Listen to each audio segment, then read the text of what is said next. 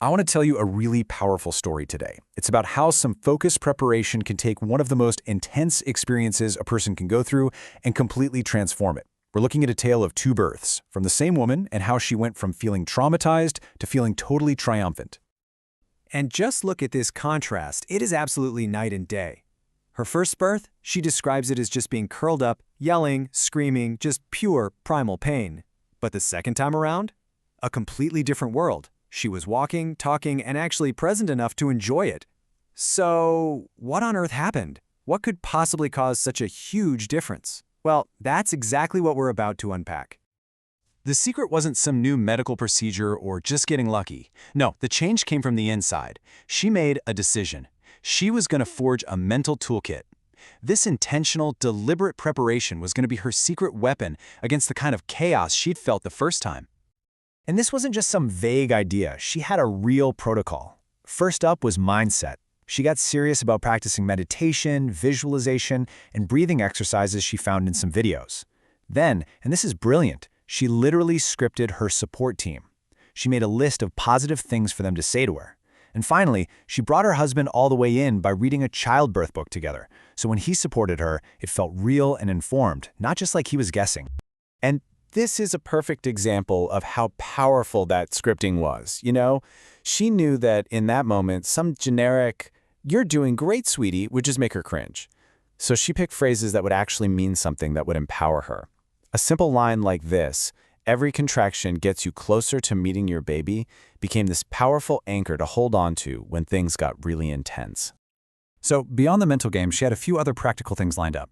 She used this stuff called a birth ease tincture. She also got childcare for her first son sorted out way in advance, which took a huge stressor off the table. And then there was this unexpected hero she just grabbed from the freezer, an ice pack. Now keep that little detail in mind because it becomes a surprisingly big deal later on. Okay, so all the tools are in place, the team is prepped and ready to go. Now we get to see it all in action. The labor journey began, not with some big dramatic moment, but with the quietest little whisper. You can see it was a really slow, steady build. It started in the afternoon with these super mild contractions. She wasn't even sure if they were the real thing. Then by dinner, she gave her husband the heads up, "Okay, I think this could be it." She tried to sleep, went to bed around 8:30, but by midnight, sleep was not happening. She took a hot shower, and by 3 in the morning, it was officially time to call in the reinforcements. Her brother and sister-in-law showed up to take care of her son. So the stage is set. She's got her mental toolkit, she has her support team with their scripts, she has her plan, and she feels like she's handling it all incredibly well. But as they started that hour-long drive to the hospital, her body was about to pull a surprise that absolutely no one, especially not the hospital staff, saw coming. And this is where the whole story just takes a wild turn. They get to the hospital after that long drive. She's walking around, she's talking, she feels totally present and in control, but she has no idea how far along she really is. Okay, get this. The mismatch between what they saw and what was happening was huge. While she was in the bathroom, the triage nurse was actually talking to her husband about sending them home. The nurse looked at this calm, composed woman and just assumed, oh, she must be in the very beginning stages. She'll need to walk around for hours.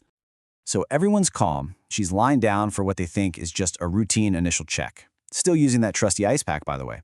And then the midwife comes in to see exactly how much progress, if any, she's made. 8 centimeters. Not 2, not 3, 8. Now, for anyone who doesn't know, 10 centimeters is fully dilated. 10 is time to have a baby. 8 is not early labor. 8 is very advanced labor. And it sent a shockwave through the entire room. And right here, this is the payoff for all of that preparation. Her own words just say it all.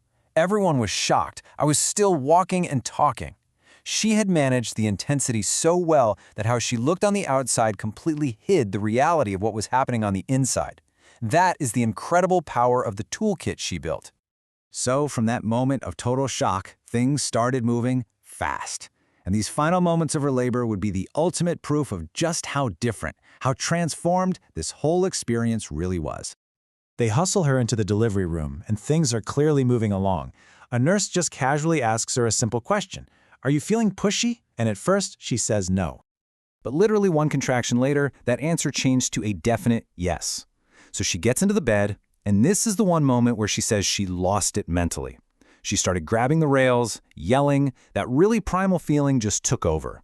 And right then, in her head, it felt like it lasted for an eternity. But what felt like an absolute eternity was actually just 10 minutes.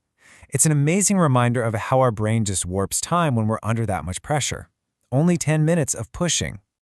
And those 10 minutes were so profoundly different from her first time. This time, it was all about her own power. She could actually feel her baby's head. Nobody was in her face screaming push or counting down from 10. The midwife was explaining her options, not just barking orders. And in that beautiful, final moment, her husband was the one who got to look and announce the gender. It was a girl. So let's just lay it all out here. The transformation is it's staggering. She went from feeling overwhelmed to being present and aware, from having just sort of random support to having a practice scripted team, from being curled up and screaming to literally walking and talking through her contractions. Even the pushing time was cut by more than half.